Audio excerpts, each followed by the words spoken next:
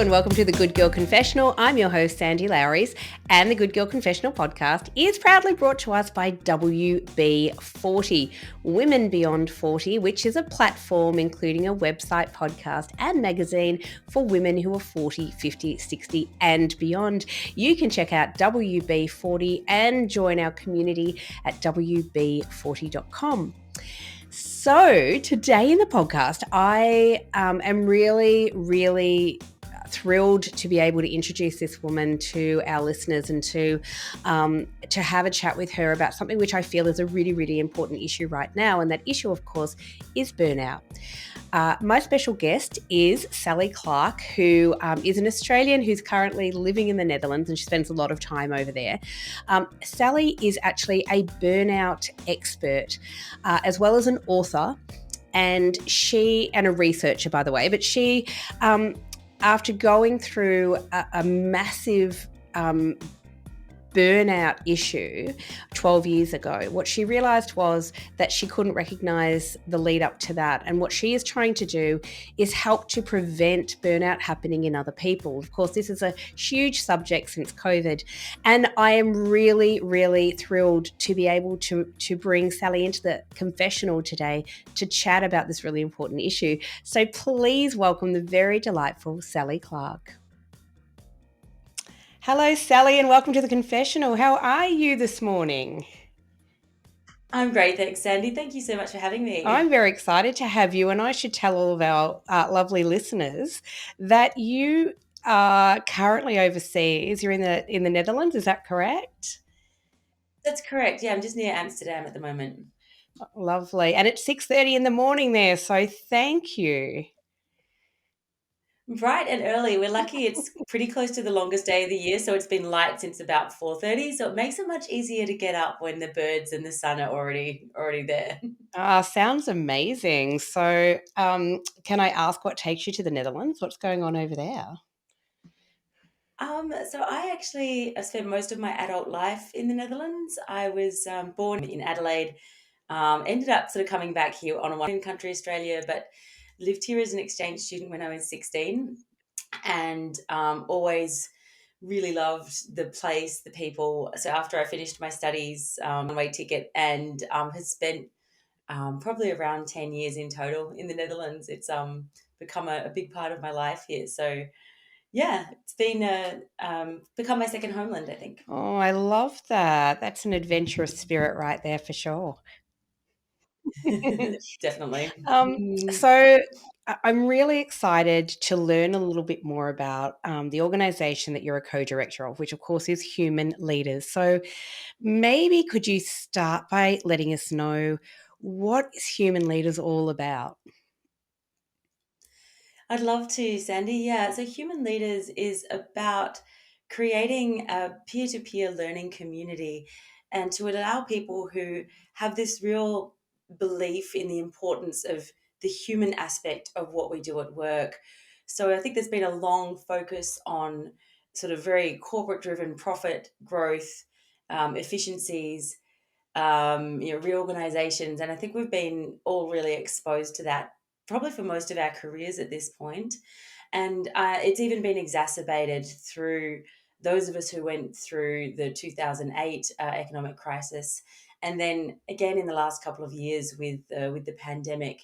And this kind of, I think it's just really coming to the fore that we're seeing that it's just not okay anymore. These old ways of approaching work are really wearing us out. They're really damaging our health, and they're also undermining our ability as humans to create the kind of change that we want to see on a broader scale.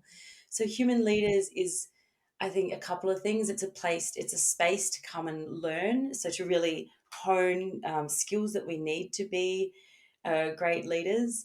And when we use the word leaders, it's really, irrespective of your title, it's anyone who feels sort of called to join the community and learn and develop themselves and their skills to be able to interact better with others and create those connections we so need. And also, so within a community space, so finding, I don't like the term like minded, it's more about curious minded people who are really willing to learn, to understand themselves and one another better, so that as we move forward, the kind of uh, places that we work at, the kind of connections that we make at work, the kind of environments and cultures we create in our work lives are much healthier. They enable us to live a much more sustainable life and career. And as you know, I also have a bit of a background in burnout as well. So I think it's, for me, the goal is really to see that we're, the word burnout almost becomes redundant, because when we have healthy work environments that do allow us to really live our best lives, bring our whole selves to work, then burnout will really become, that'll really fade into the background if we're able to achieve that shift in culture and our thinking around work.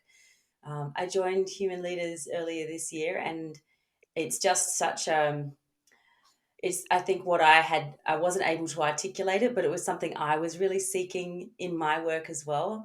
That community and really sort of stretch of skills, really sort of starting to refine communication skills, interpersonal skills, and connect with these incredible human beings who have so much beautiful lived experience and high levels of expertise as well. So I hope Uh, that helps explain. I could go on for hours, but I'll cut myself there. well, this is the space to go on, that's for sure. I love that people get on. When I really enjoy talking with people who are really passionate about what that they do, and clearly you are. Um, I have written myself a note here, believe it or not, and it's big letters and it says burnout. And I was really interested in hearing your views around burnout, because um, there seems to be a lot of talk about burnout at the moment, because so many people are feeling it sort of post COVID-19. Talk us through that Mm. a little bit. Yeah, so I went through a burnout as a finance lawyer back in 2010. So I was working at one of Europe's top firms here in Amsterdam, and I was working in the banking and finance department, and I had a really catastrophic, scorching burnout, which led me to ultimately, I shifted careers. I was able to quit as a lawyer, and to this day, one of the best decisions of my life, for me, and shifted into translating and copywriting. I worked as a yoga teacher in Morocco and Portugal, leading retreats for a few years, sort of led a vastly different life to that of a corporate lawyer, and eventually found myself really curious about burnout. And I think part of my healing process from burnout hadn't really been completed until I delved in to understand what burnout really is, why it had happened to me. And out of that came a real passionate curiosity to understand two things. One is how I can help other people in their recovery from burnout. But I think more pertinently, and this really sort of dovetails with my work with human leaders, how we can prevent burnout in the first place. Because while I can see my own burnout, which, it took years of recovery really, and it wasn't even, thankfully I never went back to the person that I was who burnt out. It was a real growth period, but it was also, as burnout often is for us, physically and physiologically debilitating, emotionally too.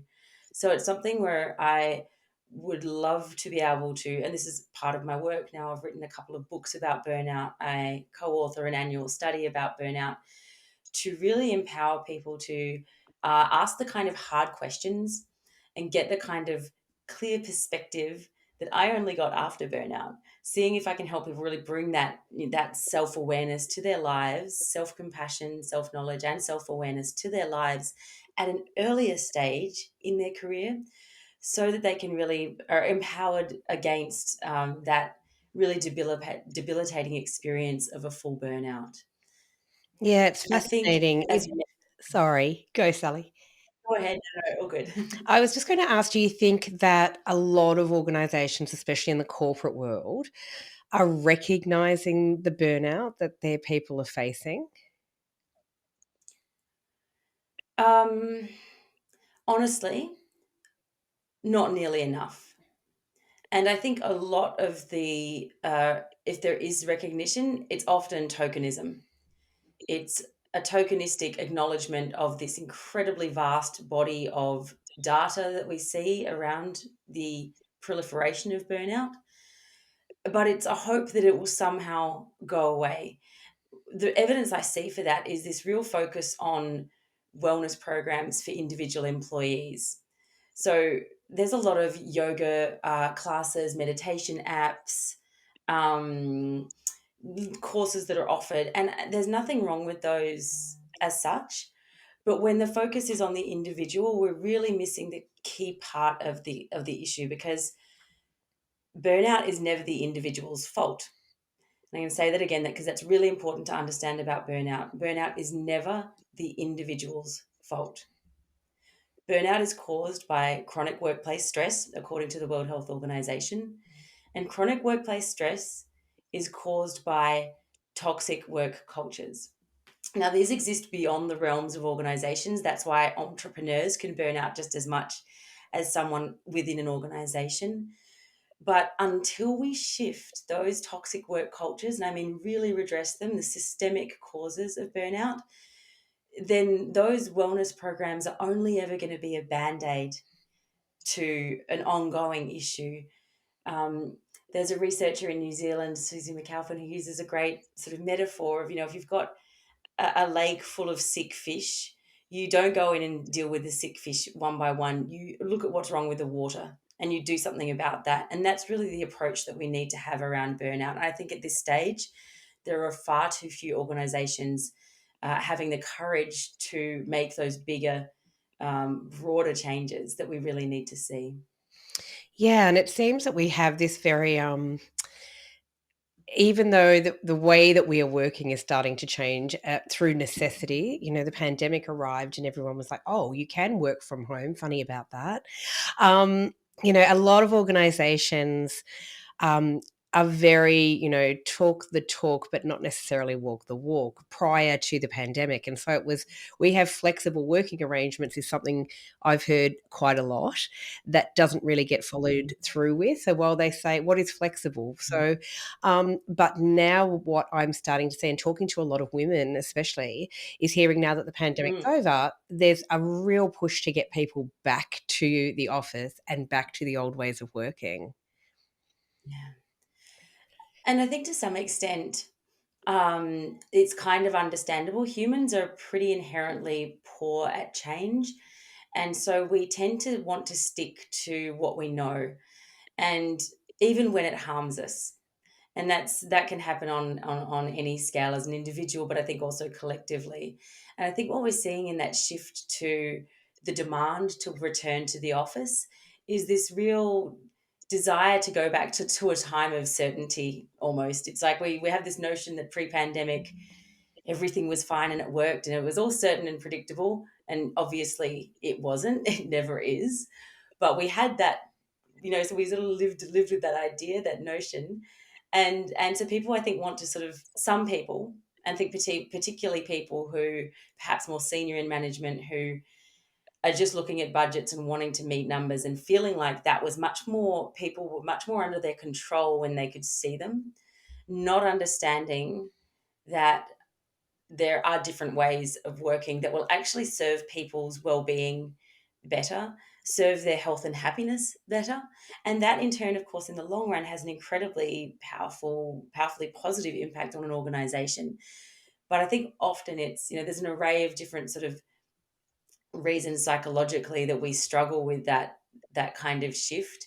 And we're certainly seeing that at the moment with this push to shift back to what was, rather than having that little bit of courage that it takes to go, hey, we have an opportunity here. We can do things better.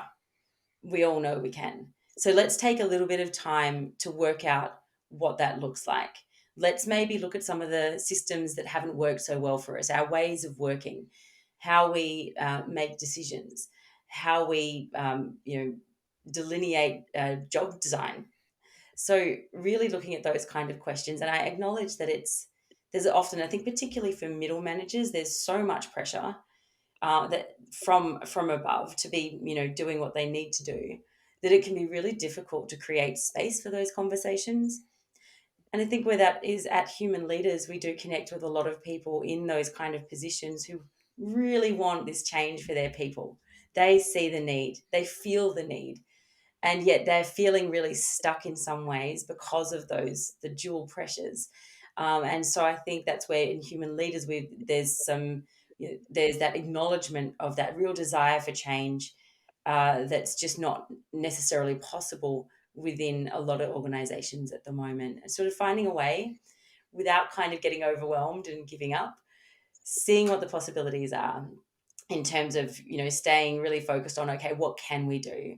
How can we also create a collective movement perhaps within an organization so that we A, feel less alone, and B, have more voice in the organization to drive that change.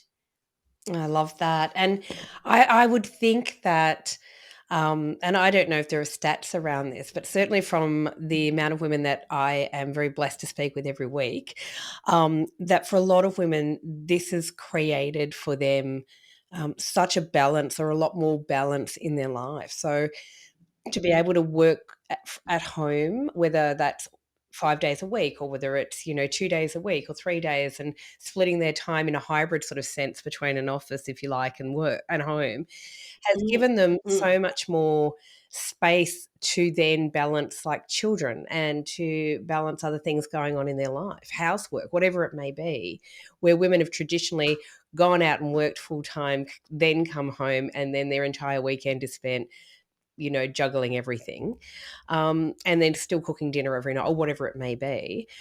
We still do, although, there's great strides being made, basically, I feel women carry the burden of a lot of those things.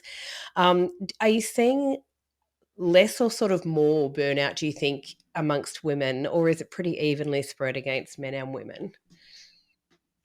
So, in the 2021 Global Burnout Study, which I ran with my colleague, Dr. John Chan, who's based in Sydney, our findings were that women, and this is historically the case, women do have a higher rate of burnout than men.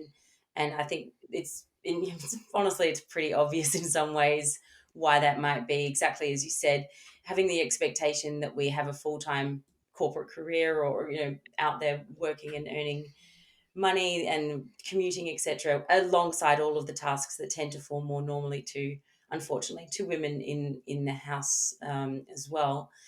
Interestingly, year on year, so this is an annual study that we conduct. 2020 to 2021, men actually caught up a little bit. So women were still statistically ahead, but men did show a higher growth in burnout in that period. It was not significant, really, enough for us to get too deep into conjecture as to why that might be. But I think it is something that we really do need to acknowledge. So, burnout is ostensibly defined as a workplace phenomenon by the World Health Organization, but we can't just silo our lives like that. So I think there is a component that, certainly if we're experiencing general chronic stress from living through a pandemic, I think that's naturally going to raise our levels of workplace stress as well, and other factors that go into it. But I agree, and I've seen that sort of anecdotally through speaking with a lot of my friends, and all the interviews that I conducted for the books that I wrote around burnout through 2020. People were really, I think women particularly, were really astonished by how many advantages there were to having much more autonomy around their time, having much more agency over how they spend their days. And while there are valid concerns, I think, about making sure that we still have that sense of connectivity with our colleagues and with our work, because that's important for our own health and well-being as well. I really think this is really interesting. It's more than interesting evidence. It's evidence we really need to act on, to be making sure that people retain that sense of autonomy and agency over their time. A workplace that's able to offer that is really showing that sense of trust and respect in their people, and everyone deserves that from their employer. So I'm really hoping to see that shift in as many places as possible be to one where there are discussions going on almost on a one-on-one sort of level basis. What do you need? how would you like your work day, week to be structured, and really honoring that. Because I think when that really allows us then to give our most at work, but also give our most to our families, to our friends, to ourselves as well. And in the long term, that's also in the interest of our employers. So it's really a win-win when we have the courage to think in that way. Yeah, absolutely. Yeah, I couldn't agree more because I think um, it is quite fascinating seeing different organizations really embracing it. And what they're realizing is that we've heard about the great resignation, and so many people during the pandemic realized, oh, I want to do something else, or I can do something else. Lots of people changing careers, and lots of people basically saying, I don't want to do that anymore, whatever that may be. Um, Yeah. and they just don't wanna work in the same ways that they were working prior. And Yeah. I'm one of those people where I thought, "Oh, I didn't really perceive that it could be done." And yet Mm. overnight, there it was, it was happening. Um, but I think what employers do, they recognize that when they are more flexible, when they give their people more flexibility, that they are then their people will reward them, by staying. It really depends on the organization. And when I think back to my time as a finance lawyer and in discussions recently with people in the healthcare industry, for example, I think there are certain industries where generally my sense is pretty negative about the capacity of those organizations culturally to really meaningfully want to shift the dial there. Now that's not 100%. I don't like making generalizations, so I'm sure there are exceptions. Um, but I think your point is a really powerful one. Like having this experience for me, it happened when I burnt out. For the first time, I realized what I was doing was a choice, and this career ladder that I was on, I'd never really questioned that, and suddenly I was burnt out and forced to. And I think through the pandemic, a lot of us have had that similar experience of kind of, the treadmill stopped for a while. We were still working, but that really sort of compulsive aspect to it, I think, especially when a lot of the social activities fell away, and suddenly we had time, and that can be quite scary and confronting when we've built a career around something and we're suddenly, questioning it for ourselves. But it's also one of the most empowering processes we can go through when we really have that courage to say, "Hey, is this really how I want to be spending my life. This, one precious life for my day to day experience of living. Is this exactly how I want it to be? How will I feel when I look back on this?" So I think there are definitely some empowering conversations going on around it. And any employer that is really having the courage to hold space for those conversations and to really allow people to drive their own decisions will not only they'll attract more people, they will retain more talent, they will actually be the successful companies of the future. Yeah, I think that that's really true. I've spoken to a number of people lately, actually, who are saying exactly that. That people, they're trying to find staff, or people who are searching for work, and they're like, if I can't get flexibility, I'm really not interested in that role. I think that that's been groundbreaking, really. It's a real power shift, isn't it? Because it's been something where I think for so long it's been a real imbalance in that power dynamic. And that's something that burnout researchers have also sort of written to specifically in the past about one of the causes of burnout being that situation where there is that full power imbalance. Is they often sort of view it as almost it's a relationship between you and your work. And if you have no power, if you're completely at the behest of your employer, then that's gonna really run you down at a certain point. And I think that shift in power, and I don't want to get sort of too sort of socio-political about it or anything, but I think there's certainly aspects of society for which the courageous, that is a bit scary. That idea of really handing over power and Mm. seeing it shift. Leaders amongst us can see that that's the direction that we need uh, going beyond toe to take, and that it's something that ultimately serves us all. But I think there's still a little bit of a wrangle going on, certainly in some of the more traditional industries, where that shift to really organism and truly empowering people to have uh, control and agency over their own decisions around their work, it's a bridge too far for a lot of those places still. That's going to take time.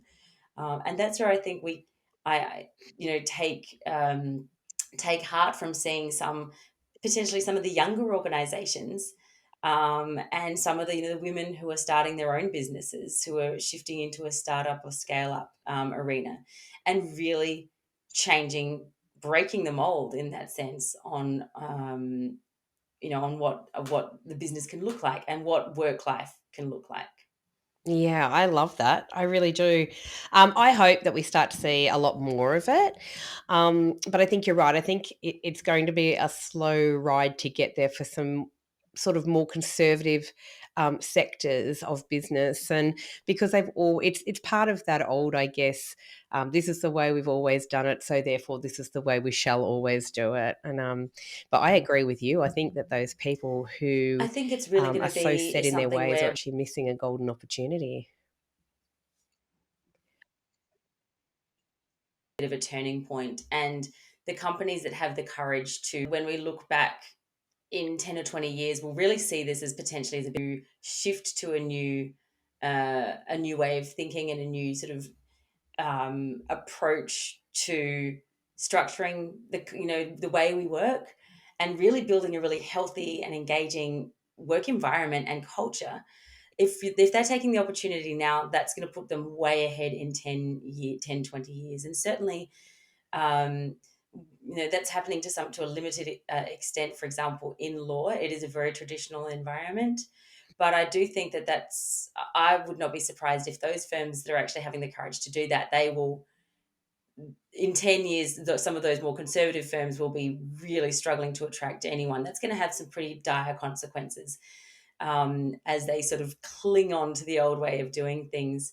So it's going to be interesting to see, and I'm really grateful to be a part of these kind of conversations, and also those that I have within human leaders around how we can support each other through this phase, how we can empower each other to be making some of these more courageous decisions for ourselves and others. Yeah, for sure. So, while we're on it, tell us about your books and how did that come about? Was that something had you ever thought I'm going to be an author? I'm going to sit down and write books. How did it come about? Yeah, so it was I've always loved writing, ever since school, and it's always been a big part of my life. And I've also been always been a bit of a nerd and a bit of an academic. I love research and sort of delving into the the why. I was one of those kids who just always kept asking why. I drove my parents nuts.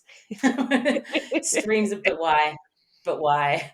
So I think that curious mindset has actually served me pretty well as an adult. And as I said, sort of part of my burnout healing was starting to look at what burnout even is. What does that term mean? And particularly, why does it happen? And digging sort of deeper into those stories. So the books came about. It was sort of originally sort of a really big tome, really, about burnout, and then I realized that I wanted to make it more practical for people. So really dividing it basically into two books worked much better. The one focused on understanding burnout and the steps that we can take as individuals to prevent burnout.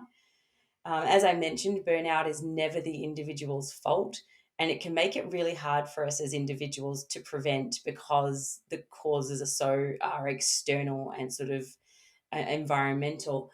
But I am an eternal optimist, and I really do believe that if we really prioritize ourselves, then we can fortify ourselves against a full burnout. And the other book is about burnout recovery. So it's Protect Your Spark is the first book, and the second is Relight Your Spark.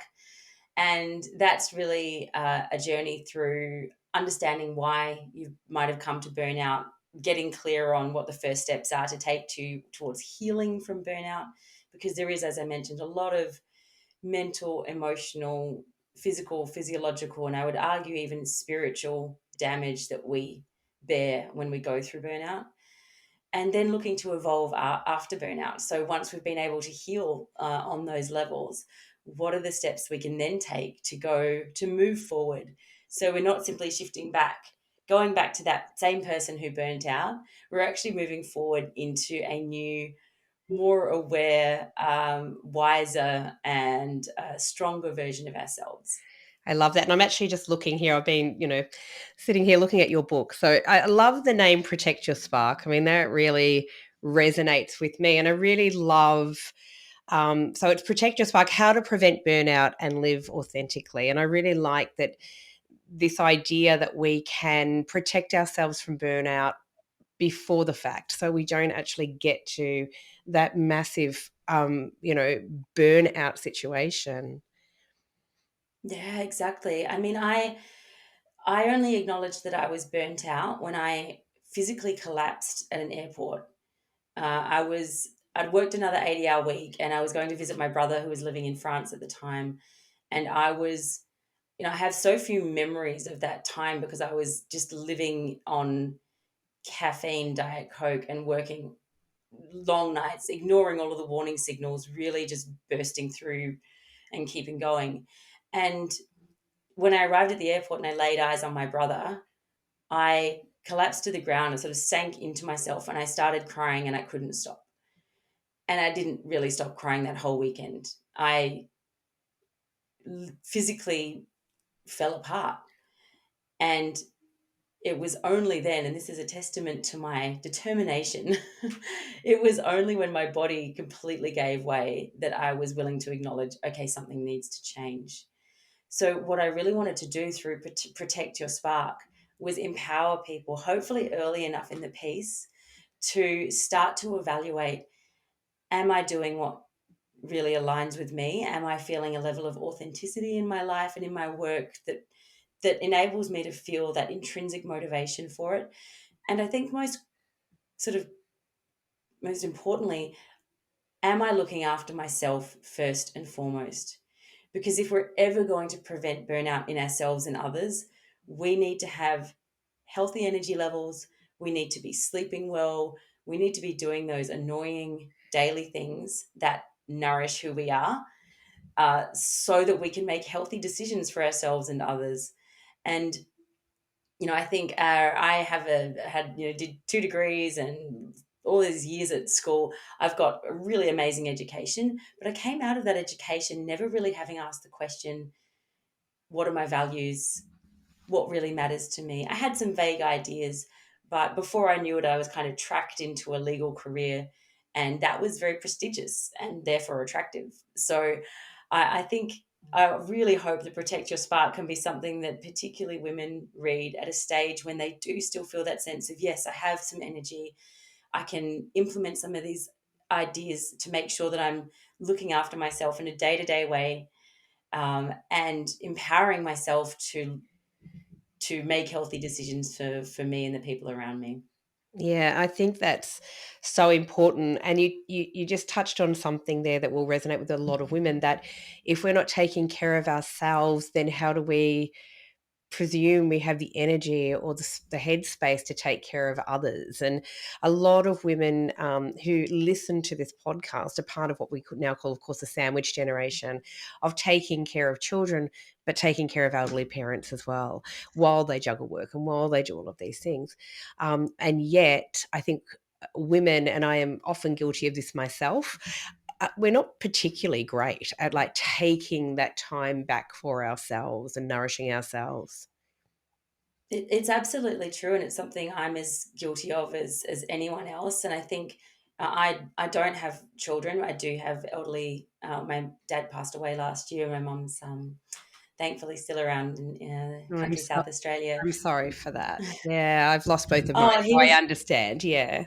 mm, He was, I mean, he was 97, Sandy. So it was one of those Wow. situations where, yeah, he had an amazing life, and we're just so grateful for that. Um, and in some ways, I think he went through dementia for quite a significant part of his later life. So it was, I think, we were just glad he was relieved from his suffering at that point. But thank you. It's definitely it was for me an unexpectedly difficult thing to have to go through, even at 42, as I was at the time. And I was in California, and I couldn't get back to Australia for the funeral. So that kind of, the pandemic had its impact too. But I think, and I come from country Australia, and I think I the role models that I had a lot of female role models around me who gave and gave and gave, and they came last always on their list, and they um, sometimes they'd show resentment, and sometimes there'd be someone who didn't do that, and they'd be like a shining light. I'm like, wow, what are you doing? That's amazing. So I think for a lot of us, of certainly of my generation, it's been uh, there's almost we really have to almost overcome something in ourselves to have the courage to put ourselves first, because it's so ingrained, that idea that women are the caregivers, both to the older and younger generations, and really wrestling with that guilt that might come up, and but really having the courage to go, look, this is um, prioritizing my own health and well-being is always the right thing for everyone. It's not just right for me, that is always the right thing for everyone around me as well. And I think really tapping into that belief. Dr. Kirsten Neff is an American researcher, speaks about, or Kristen Neff, I think, sorry. She speaks about fierce self compassion for women, and she's actually a Buddhist as well, and that's sort of how I stumbled across her work. But she speaks about these sort of two aspects of self-compassion, one of which is quite a nurturing self-compassion, but the other one, and that she's really expounded in her latest book, is this sense of fierce self-compassion. And I think that's something that a lot of women can really be empowered by, when we bring a little bit of that feistiness to our self-compassion, in setting boundaries, in making decisions that really nourish ourselves, and doing it before it gets to a place of resentment, or feeling just aggressively wanted to take back after having so much taken from us. If we can really make that a part of how we look after ourselves as a baseline, then we can often avoid those kind of moments of deep resentment and frustration of having given too much already. Yes, yes, yes, and yes. I love all of that. And I'm a big believer that it's taken me, I'm in my 50s. So it's taken me a long time to learn those skills of being able to set boundaries and to say, I actually, and it's not about even, I think for women, we feel like if I need space, we try to make excuses. But instead of making excuses, it's okay to say, I really need this time out. I need this time for Yeah, myself. And I do, exactly. yeah. And it's like listening to you. What I love is the language that you use, because I do think language is really important as well. I think it's really fascinating that women say, things like, oh, I know it's really selfish, but I just needed 2 hours away from the kids. Or I know, like, that word selfish just about kills me every time, because I think we are programmed, we are taught, we learn, society teaches us and tells us and continues to push us in the direction to be givers. And it's that constant, hunters and gatherers, and that we're supposed to be nurturers and we're supposed to be all these things. But the Mhm. reality is, if we don't take care of ourselves, if we don't feel ourselves, how are we expected, as I said before, to feel others, and or to care and nurture others? I think it's a real. I mean, obviously this is a massive kind of conversation, but I love your language, that taking away those negative terms, it is, as you said, it's the right thing to do, rather than women changing that narrative from, oh, it's selfish, to it's actually the right thing to do, I think is so powerful. Absolutely, Sandy. And I think it's so necessary for our own, for me, as I mentioned, I'm a language nerd, from early times, and I really think it's incredibly important. How we speak to others is often also how, that gets mirrored within, because if we're saying, oh, I'm so selfish to do this, and it's really saying to ourselves, it's actually giving ourselves and others the message we don't really deserve that time off, and it's bad of us to prioritize ourselves over others. And you're right, it's a really big conversation, and it's a challenging journey, I think, in many ways, because we are naturally, like, so I'm a really caring person. So it's also something where I can't just sort of go, I don't want to just switch that off in order to protect myself from having too much taken, energy drained from me. But being able to, and so when I in Protect Your Spark, I talk about sort of three components of protecting the spark, which is self-compassion. So it's basically an intrinsic belief that you are valuable just as you are, without doing anything, saying anything, being anything. You have value, you're worthwhile. Really believing that on a very deep level. Self knowledge is really understanding who you are. So what are your values? What are your authentic qualities? What matters to you? And these things tend to be, they can move a little bit in life, but they tend to be reasonably fixed. And then self-awareness, and that's the ongoing journey of really staying attuned on a day-to-day basis with how we're feeling, the signals that we're getting from our bodies, from our emotions, the kind of the feedback that this, our body is such a wise guide. And through burnout, I ignored every single signal it was trying so desperately to give me. So shifting to protecting my spark means really attuning to those signals. And even when I'm really annoyed and I don't want to, but really listening to those signals. So I think it's it's a journey, and I think that's one of the things that every single thing, when people ask me, well, how can I prevent burnout? These are not things, it's not a switch that you flick and you're done. You're never going to have burnout. Unfortunately, as annoying as it is to say, it's an ongoing, it's a journey, and it's something that we have to commit to for the rest of our lives. And the great thing in there, that commitment to ourselves and to our own self-love and self-care is the most beautiful journey, certainly that I've ever experienced. And I think that many of us ever do, because it has ramifications through our work lives, through our personal lives, and I think it's that's a really important part of my mission to try and support as many people as I can to have that experience of feeling deep authenticity about how they spend their minutes, days, and years. And I applaud you, and I love everything that you're doing. I really, really do. I have said, and I have said this quite a lot actually, that if you won't rest when you need to, if you won't allow yourself to stop, your body will find a way to make you. And I think, this is what you've explained through your lived experience. And I think a lot of us, and even though we may not have had like that full burnout sensation, feel burnout along the way. As you say, I think it is a journey. And I recognize it in myself sometimes, that I push through, push through, push through. And all of a sudden, like obviously I've got a cold at the moment, that you get sick, or you get, COVID aside, of course. Mm. But that, that you tend to start to get unwell in other ways. And whether that's spiritually unwell, mentally unwell, physically unwell, you start to see a lot of women who have, back pain or whatever it may be. But I think our bodies will find a way to stop us and make us slow down if we won't do it for ourselves.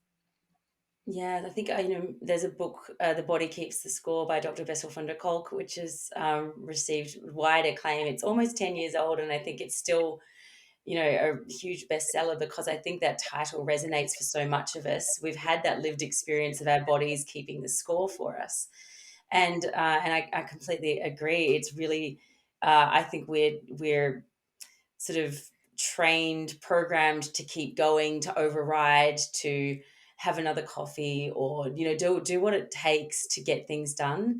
And it takes real courage, and I think a little bit of that fierce self-compassion again, to be able to listen to the body's signals, and to understand. And this is where, as a nerd, I really love, there's so much science around how, for example, rest is so essential to everything that we do. Again, we really underestimate that. But these kind of things that we think of as perhaps self-indulgent, like going to bed a bit earlier, making sure we're getting the right sort of nutrition that we need. And I hate, I don't like being dogmatic about what people should or shouldn't do. Hate rules, ironically, as a former lawyer. But um, so it's not about, you should do this, this, and this, but it's really about listening really deeply to what our body naturally wants, And for many of us, that takes a while to get in connection with, because we have so many layers of just habits and behaviors that we've learned that kind of cover over that intrinsic connection with what our body wants. I know, when I was in therapy shortly after my burnout, and my therapist would ask, well, where do you feel that in your body? And I have no idea. I was cut off from the neck. Like, my body was just my brain to me as a lawyer. And that, growing up in quite an intellectual environment, I think really drove that as well.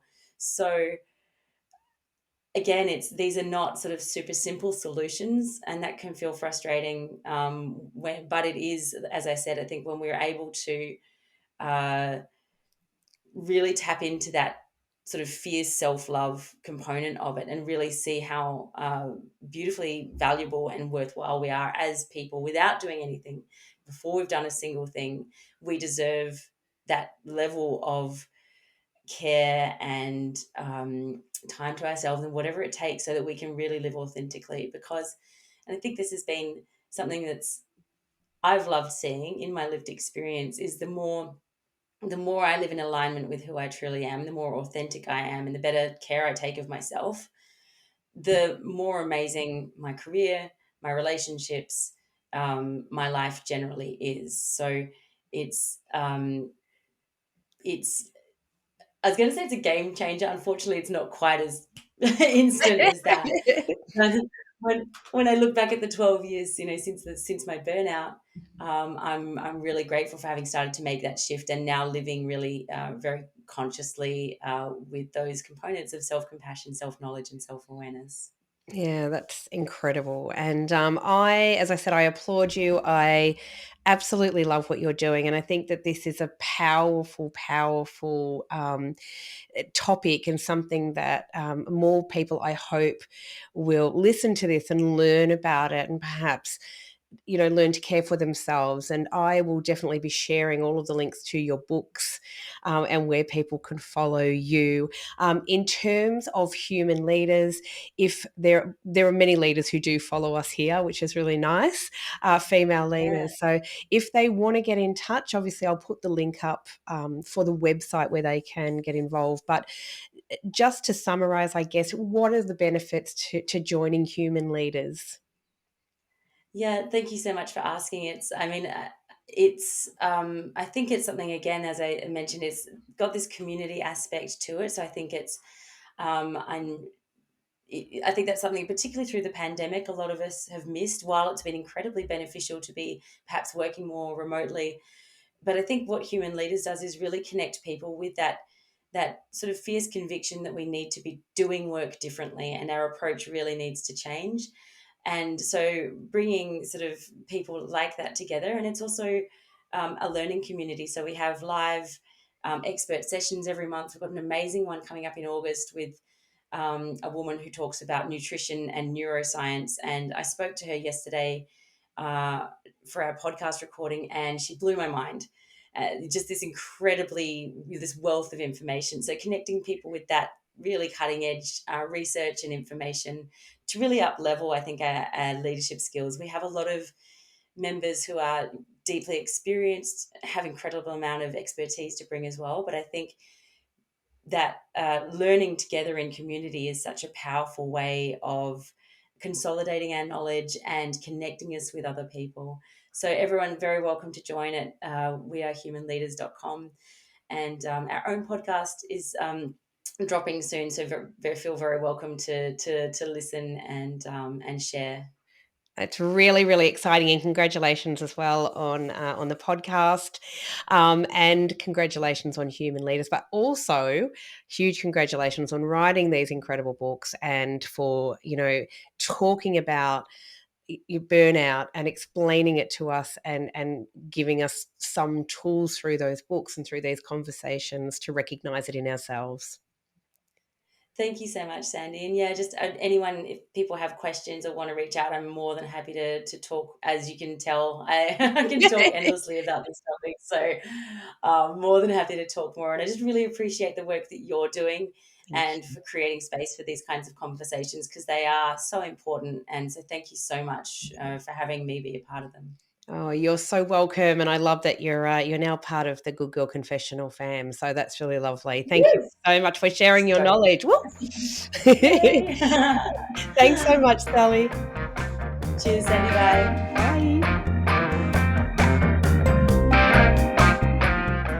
Thanks for listening to the Good Girl Confessional podcast. The Good Girl Confessional podcast is brought to you by WB40, Women Beyond 40 magazine, available now at WB40.com. The Good Girl Confessional podcast is available on Apple Podcasts, Spotify, and wherever you listen to quality podcasts. We're also now available on YouTube. We chat with really interesting women about their hard-won wisdom, but it really helps us if you can subscribe, like, and share the podcast. Thanks so much for your support. Bye for now.